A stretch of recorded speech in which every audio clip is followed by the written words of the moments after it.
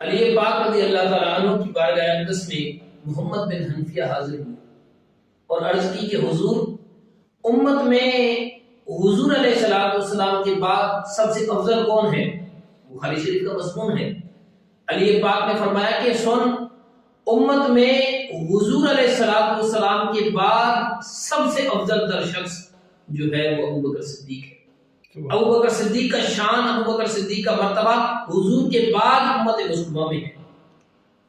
آپ نے عرض کی کہ حضور صدیق اکبر کے بعد کون افضل ہے؟ علی پاک نے فرمایا کہ ابو بکر صدیق کے بعد جو شان، جو مرتبہ ہے وہ عمر پاک کا ہے۔ پھر عرض کی کہ حضور، پھر آپ کا مرتبہ کیا ہے؟ آپ کی شان کیا ہے؟ علی پاک فرمانے لگے کہ اے محمد بن حنفیہ، میری شان، میرا مرتبہ کیا ہے؟ میں تو ایک ادنا سا مسلمان ہوں،